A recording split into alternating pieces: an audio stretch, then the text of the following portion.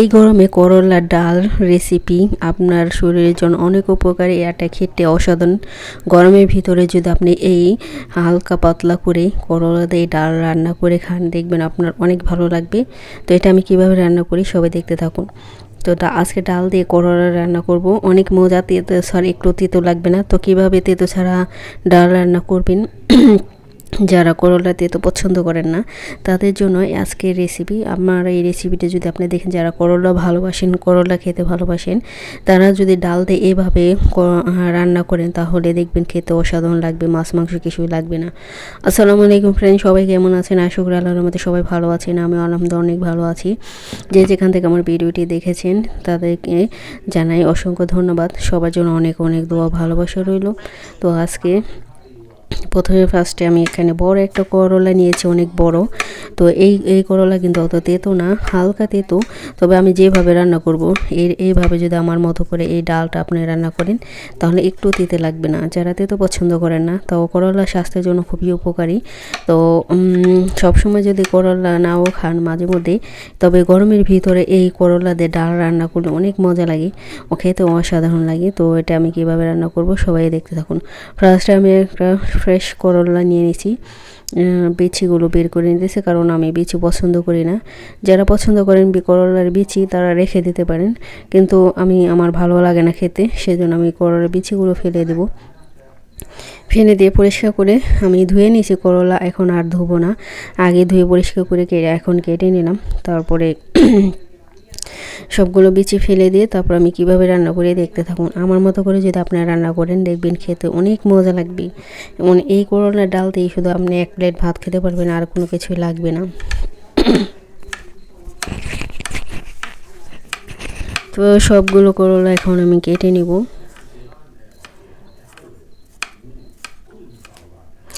আর এই বড় করলা বেশি তেতো থাকে না, কারণ ওই ছোটো একটা যে আমরা ওগুলো আমরা উস্তা বলি, উস্তা বলি, ওগুলো উচ্ছে বা উস্তা, ওগুলোতে তিতা থাকে বেশি।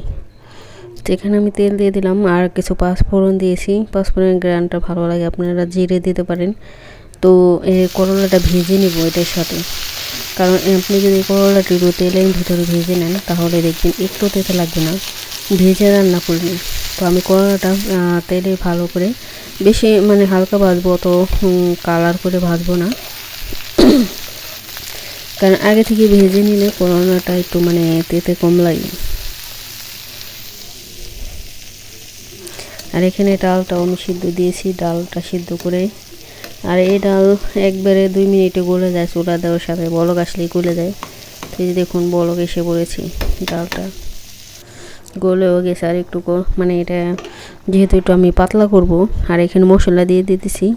এখানে সব রকমের মশলা, ধনে গুঁড়ো, জিরে গুঁড়ো, হলুদের গুঁড়ো, সব মরিচ গুঁড়ো সব দিয়ে দিলাম।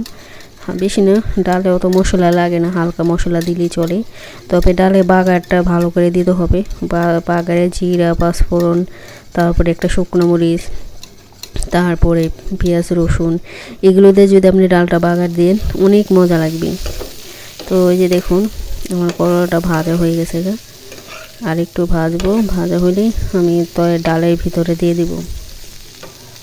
তারপরে একটা সুন্দর একটা কালার আসে, একটা টমেটো দিলে ডালের ভিতরে, টমেটো দিলে ডালের কালারটা অনেক সুন্দর হয় আর খেতে অনেক মজা। তো একটা টমেটো, ছোট একটা টমেটো দিয়ে দিব এখন। তারপর আমি বাগারে দিব ওই যে পেঁয়াজ আর রসুন।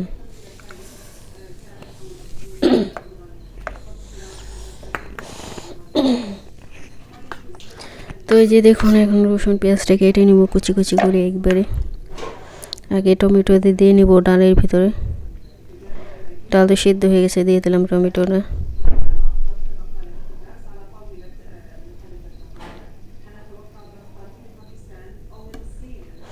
এখন পেঁয়াজ রসুন কুচি ভালো করে কেটে নিব, কুচি কুচি করে ছোট ছোট করে।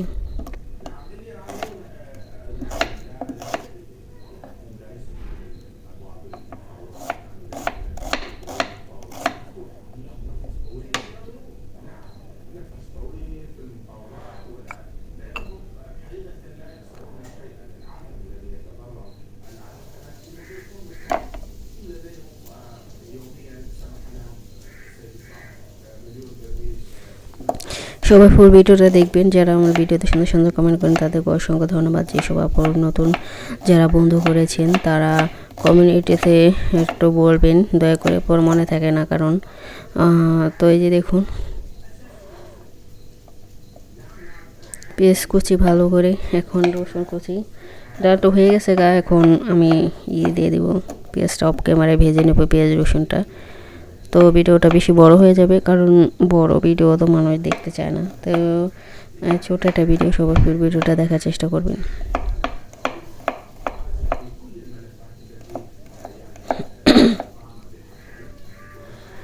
তো এই যে দেখুন আমার ভাজা হয়ে গেছে গা করলাটা। এখন ডালের ভিতরে দিয়ে দিব আমি। যে বেশিক্ষণ জাল দিতে হবে না, যে করলা সিদ্ধ হয়ে গেছে, ভাজা হয়ে গেছে। এখন ডালের ভিতরে দিয়ে দেব। যেভাবে করলার ডাল রান্না করি আমি, খেতে অনেক মজা লাগে, একটু তিতেও লাগে না। তো আপনারা যদি আবার অনেকে আছে অনেকে করলা ভাপ দিয়ে, মানে হালকা ভাপটা ফেলে দেয় পানি, তারপর ডালদা রান্না করে, ওইভাবে রান্না করে পানি, তো ওইভাবে একটু ভিটামিন বেশি চলে যাবে আর কি। তো করলার ডাল রান্না করলাম। তো এইভাবে যারা খাননি একবার ট্রাই করুন বাসায়, একবার ট্রাই করে খেয়ে দেখবেন কত মজা লাগে। যারা অনেকে আছে করলা পছন্দ করেন না, তারা অ্যাভয়েড করতে পারেন। আর যারা পছন্দ করেন তারা এইভাবে আমার মতো করে একবার রান্না করে খেয়ে দেখবেন, খুবই ভালো লাগে খেতে। বিশেষ করে গরমের মধ্যে এসব খাবার বেশি ভালো লাগে, ঝোল ঝোল একটু। তো এই যে দেখুন আমি পেঁয়াজ আর রসুন এগুলো ভেজে নিচে দিয়ে দিলাম এখন ডালের ভিতরে। তারপর ধনিয়া পাতা দিয়ে নামাই ফেলবো।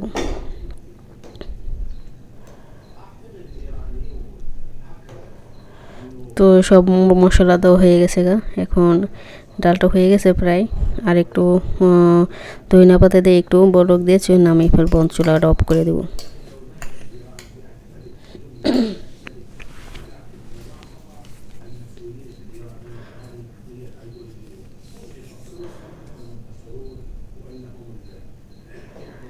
ধনিয়া পাতাটা দিয়ে দিলাম। ধনিয়া পাতা দিলে যে কোনো তরকারি একটা স্বাদটা দ্বিগুণ বেড়ে যায়। আর ধনিয়া পাতার ফ্লেভার সবারই কম বেশি পছন্দ, আমারও তো অনেক পছন্দ। তো এই যে দেখুন আমার ডালটা কেমন হয়েছে, সবাই সুন্দর কমেন্ট করে দিবেন। আপনাদের সুন্দর সুন্দর কমেন্ট পড়তে খুবই ভালো লাগে।